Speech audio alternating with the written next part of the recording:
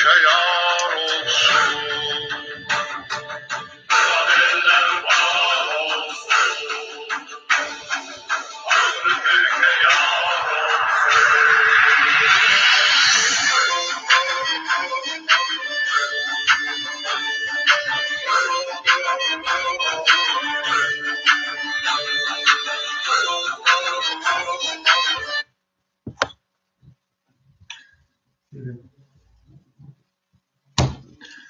Selamun Aleyküm. Hayırlı akşamlar. Sevgili ve saygılı ve çok hürmet duyduklarım Türkiye Cumhuriyeti'nin reisi ve İçişleri Bakanı Süleyman Soylu abimiz. 1996-2000 Ankara Gölbaşı Polis Akademisi mezunu Serdar Hoca Nefesov. 96-32-86 Yakanoğlu öğrencisi. Buradan seslenmek istiyorum ki bozkurtlara, bizim abilerimize, bizim Türk Polis Emniyet Teşkilatı'nda öğretilen Büyük Turan sevgisine ve yok edilmeye maruz kalan Mevlevi tarikatının mensubu olduğumuzu size hatırlatmak ve duyurmak isteriz. Biz Türkmenistanlıyız. Ben kendim Türkmenistanlıyım ve Türkiye bölgesinde Allah çok razı olsun reisimiz, Cumhurbaşkanımız Ahmet Recep Tayyip Erdoğan'dan da ve sizlerinden de Türk ve diğer cümle Türk aleminden de gittiğimiz her yerde kucak açtılar, gittiğimiz her yerde yardımcı oldular, gittiğimiz her yerde bir nevi olsa din, iman, helal, haram, zulüm, merhamet öğrettiler. Ve burada demek istiyorum ki günümüzde, gözlük için özür dilerim, gözlerimde rahatsızlık var. Günümüzde bu dünyanın koronavirüsü pandemi hastalığı için cümle aleme geçmiş olsun. Ki belki de insanlık olarak bir günah işlemişizdir. Veya belki de o Çin'deki Uygur kardeşlerimize sahip çıkmadığımız içindir. Sesimizi, gıkımızı bile çıkaramadığımızdandır. Şimdi gelmiş koronavirüs, bütün memleket, bütün insanlık kapanmış evinde ecel korkusundan dışarı çıkamıyor.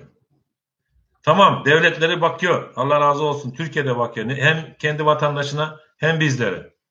Ama bizim ana memleketimizde, ana vatanımızda, Türkmenistan'da devlet başındaki bulunan, din, iman sahibi olmayan, hani kalbini açıp bakmadım ama millete yaptığı zulüm, öyle bir kan emiciliği dünya tarihinde Hitler bile yapmamıştır. Kendi halkına kendisi soykırımlık yapıyor. Bir de çıkmış dün Türkiye'deki bütün Türkmenistanlıları teker teker götürecekmiş. Çaresine bakacakmış. Kıtır kıtır kesecekmiş. Zaten orada 3 milyon abilerimiz, kardeşlerimiz, analarımız, çocuklarımız var. Ne onlara bakabiliyor. Koronavirüs yok hastalığıyla kafadan gitmiş. Hiç Allah korkusu da yok bunun içinde. Size sesleniyorum. Ey bozkurt, neredesin? Mevlevi tarikatını dünya yüzüne silip yok etmek istiyorlar.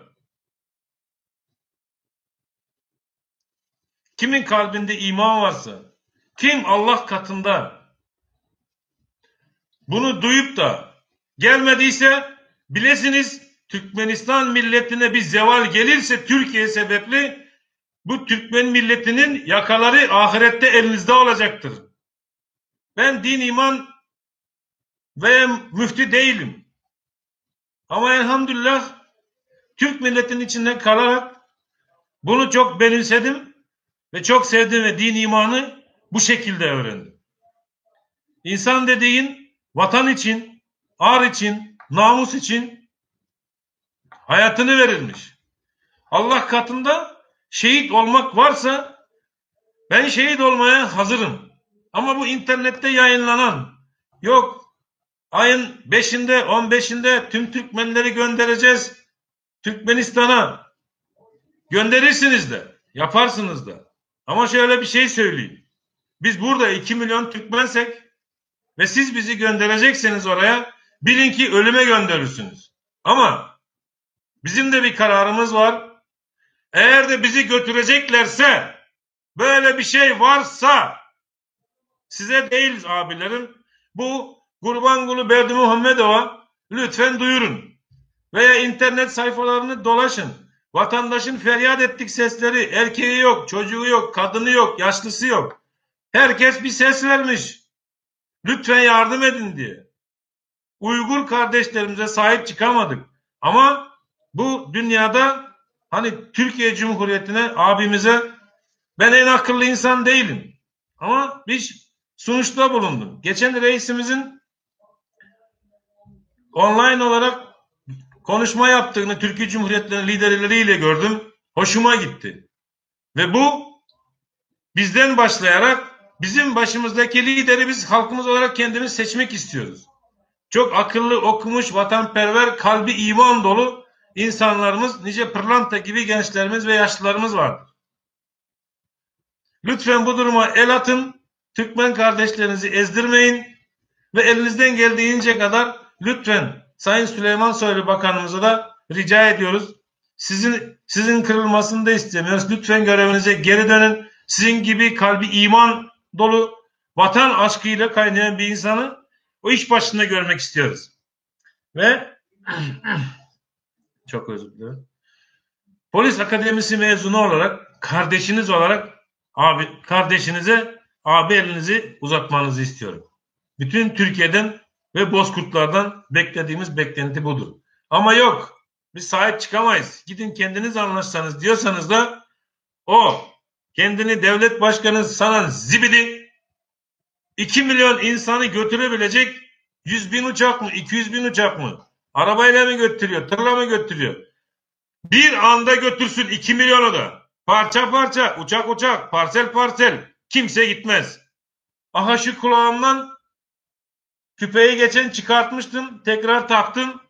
Benim bu kafamı keserler küpesiyle beraber, ondan sonra belki geri kalanını götürürler. Ben burada vatanım için, ağrım için, namusum için, çoluk çocuğumun zulümsüz, güzel bir gelecek görmesi için başımı vermeye hazırım. O zibidi gelsin, alsın veya insan yollasın. Aldırabiliyor mu bakalım? Er mi yaman, bey mi yaman? Türkmenistan'ın prezidenti Gurbanguly Berdimuhamedova aittir. Devlet yönetemiyor, hiçbir şey yapamıyor. Burada panik yaratıyor bir sürü. Hepinize teşekkür ederim. Hayırlı akşamlar. Yarın tekrar yayında görüşürüz. Şu an bize karşı birlik olmuşlar. Bizim burada muhalefet güçleri var. 30 yıldır oturuyorlar, 22 yıldır. Yaptıkları iş ne? Milleti topladılar, galeyana getirdiler. Şimdi de yoklar ortada. Ama biz halk olarak artık biz kendimiz istiyoruz. 2 milyon Türkmen oluruz. Memleketimizde de sıkıntı var, açlık var, milletine, halkına bakamıyor bu adam. Kendi keyfi sefasına düşmüş, dünyadan haberi yok. Allah'ın karşısına gideriz gününde, iki eli yakında olur bu insanın, nasıl cevap veririm düşündüğü bile yok. Hepinize teşekkür ederim. Beni izleyen kardeşlerim, Türkmenistanlılar, sizin emeğinize de hürmet bildiriyen, Türkçe düşünmeyeniniz var. Şu ayda açacak. Eğer de Türkmenistan'ın prezidenti Gurbanguly Berdimuhamedov gelip şu aydan bir Türkmenistan'ın rahatını alıkacak olsa, ögünçe benim kellemi kesmeli oluyor şu aydan edip ve millete sırgalı kellerik görkezmeli oluyor. Olsa halktan edecek dileğim var. Adınçılık vardı geldi. başıma gelaysa şehitlik hemmeniz benden razı olun. Ben sizden razıydırım. Yönü. Çağrı Kadirov diyen adamdan Kudretli Mekan diyen firmadan epesli algılarım var. Hyundai firmasından algılarım var. Şu an gayret edin. Eğer Türkmenistan'a barıp diktatörü ayırıp olsa, şu işten nesip olsa, benim bir oğlum var, birim kızım var. Şoma iyi çıksanız, birim enem var. Şoma iyi çıkıp hor etmeseniz, ben sizden 2 dünya razı olurum. Hemmenize sağ olun. En tek görüştürüyoruz. Meyine can edecek. Son görüşmemiz değil.